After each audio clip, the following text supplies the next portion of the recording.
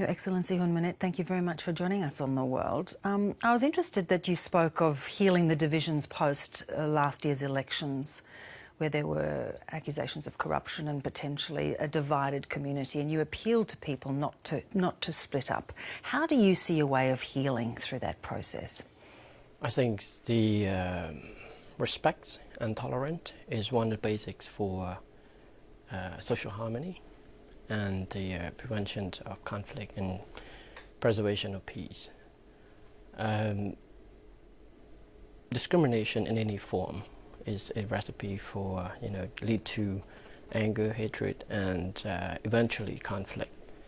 In the past, in our history, you see discriminations in terms of anti-Vietnamese rhetoric was used as a mobilization factor for the London governments to depose King Sihanouk, and also for the Khmer Rouge and warring factions as more rallying point for the troops to fight the Cambodian government troop in the 1980s by painting them as a Vietnamese puppet and also traitors and stuff.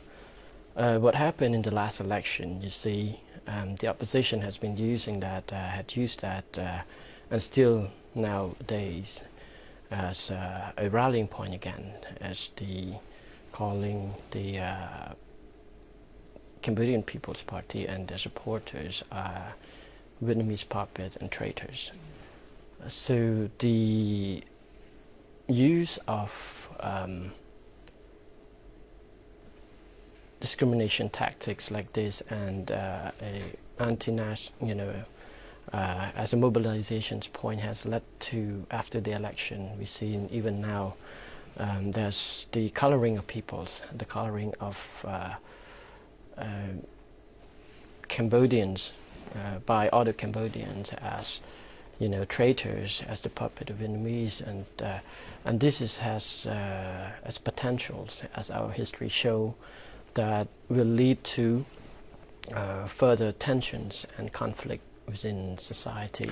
Of course, though, as you point to, Cambodia has had a very difficult and bloodied past. Mm-hmm. Doesn't it have to happen on both sides, though? Many would accuse your father's regime of similarly repressing people or accusing them and fighting them over the years. And with in some cases, some would argue brutality. Do you think both sides have to give way a little bit? I think it's both sides have to give way, as they exemplified, as displayed in the cultural dialogues that the Prime Minister has initiated that.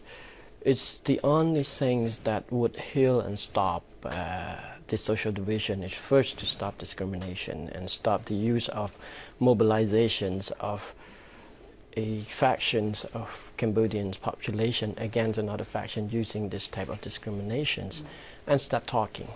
And by having dialogues, we could solve many issues. And what about the new power sharing arrangement? Do you think that is a practically strong way through some of this?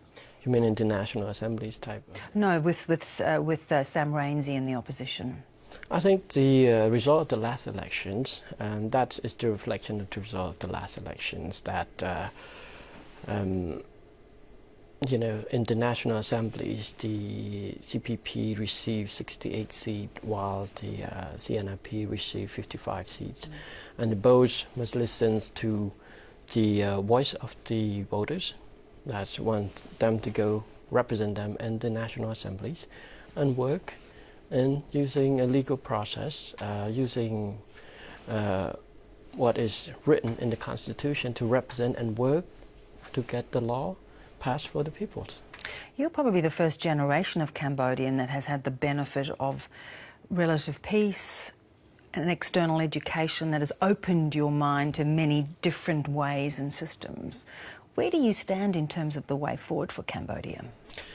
I think there are factors that we need to preserve and build upon. Things that we need to preserve is at any cost, is the peace, stability, and security for the nations. That is the fundamental. It's a foundation for everything else. It's the developments to stop prevention of further suffering and death of the people, like we've seen in the past of our history, because 500 years of internal conflicts. That is must preserve. Two is continuing to build upon what we have, build more, develop more the countries, and bring as many people on board as possible in order to spread the fruit of development of our countries. Because people have high expectations, don't they? Yes, and they do so in the right way. That is what we pushing and put pressures on the government to perform, and that is the basic fundamental of a democracy. Parties has in Cambodia case is 5 years to contest and to get voted and to get confident people and to work to show result for the peoples. And because of the high demand, that means everyone has to perform. Every party want to perform if they want to get re-elected, and that is the foundation. And what the government has been doing now is trying to push reform and develop further. So, like many Asian nations around you that push for greater democracy, for everyone to have a greater say, do you feel as a politician, as a new politician going forward, that is something that the country is able to open itself up to properly? Yes, I think the country has done that. If you look at the evolution of the countries in the past 36 years, from '79 in the '80s period, the country was was divided into a section was under embargoes by the West and was blocked off to connected to the East, Eastern Bloc. And the warring faction was connected to the Western Bloc. And now Cambodia has moved away from that divisions and isolations in the past, moved to the integrations of, into the international arena. Cambodia has participated in many international stage, political, cultural, and everything. The also embracing, is the international norm through free trade, through protection of human rights and expressions and other integration in other aspects. Where you of course have a strong military background, where do you think though in more domestic things like education or health or economic development, where does your passion lie? Economics development, that's what I study. And economics is the basics for everything. Economics, you cannot run anything without economics. Economics would enable people to grow, to be able to develop themselves and to contribute more. So building a strong foundation for economic growth, spreading the product of economic growth for every members of the society, I think is the foundation for sustaining, supporting the sustainment of peace and social harmony in society as well. You're widely tipped to succeed your father, Hun Sen. Is that your expectation? Well, Cambodia is a multi-party democracy. The constitutions indicate that we have election every 5 years. So the choice, the decisions of who and when to be a leader is up to the people of Cambodia. But would you like to be Prime Minister? Is that an ambition of yours? Would you like to carry on that mantle? The answer is I don't know. You must. No, I think it's the wish and the desire of the peoples. Yeah. But if the people judge, and that is the time will tell, would that be something that you would find fulfilling, to lead your people? If the population, if the Cambodian people's, desires, then that's their wish. But has it been something within your family that you have been groomed for? Have you talked about it for many years? Is it something that you felt? No. No, not at all? No, actually, our fathers has stated many times that he doesn't want any of his children to follow in politics. Well, you haven't listened very well, have you? No, what is politics? Politics is, it's have so broad meaning, and also any things you do because you are attached to a political families, people consider as politics. An action as considered as humanitarians, if done by a person with a political families, is all considered, for most people, is politicking. So that's a gray line, considering as doing political work or preparation for the, to hold political office. I think that's not necessarily true. What you do, what I've done in the past is purely for humanitarian basis, for examples.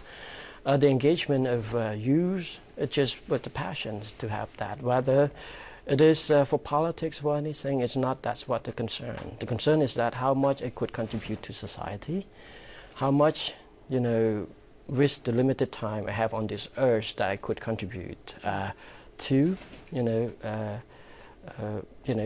fulfilling the needs of many people. Let's talk for a moment about, of course, your father has been in power for 30 years, and you've heard the criticisms before, repression, corruption, and now potentially they may point the finger and say there's nepotism in terms of you and your brother coming through. Does that sit uncomfortably with you? Do you see that there is a need for a different perception? I mean, there's, no way to hold people for making judgment on things. That's human beings. People would see a glass, would say, some would say half empty, would say half full. It's their views, it's their decision of making up their mind, that we all respect that. But the facts of the matter is, what's really matter is deep down inside, what do you feel conviction of your actions? Your action is, my father is leading the country for 30 years. The fact that the country has moved from the day where people were being killed during the genocide region up to the total peace and stability of the win-win policies that never achieved in Cambodia, the internal unity was absent for about 500 years.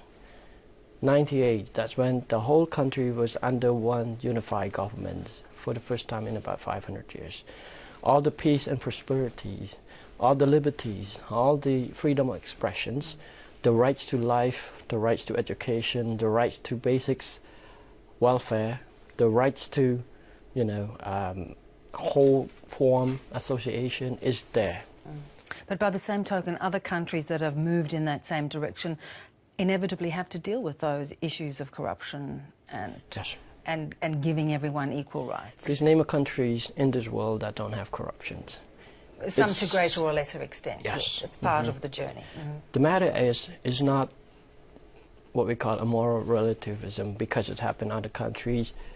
It should be all right happen in Cambodia. It's not. The government, especially the Prime Minister, has taken and has speaking in public and taking many actions to counter and to eradicate and reduce the level of corruption. It started by the fact that we acknowledge there is still some problem to a certain extent, but there also progress in this realm.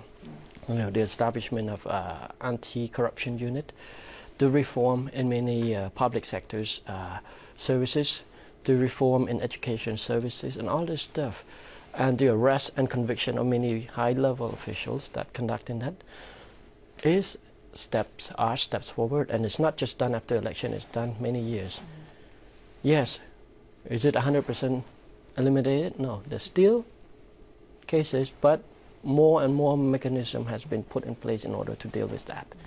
That is what is the political wills to eliminate that. So do you talk to your father about how long he's going to stay? No. No succession plan yet? Like I say, Cambodia is democracy. Well, we look forward... As long as the people want him to. Well, and for you, if the people want you to, you'd be Prime Minister.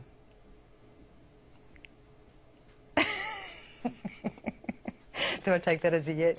No. Not yes. Not yet, but in time. No, not yes. Not yet. Hun Manet, Your Excellency, thank you so much for joining us. Thank you very much. Thank you.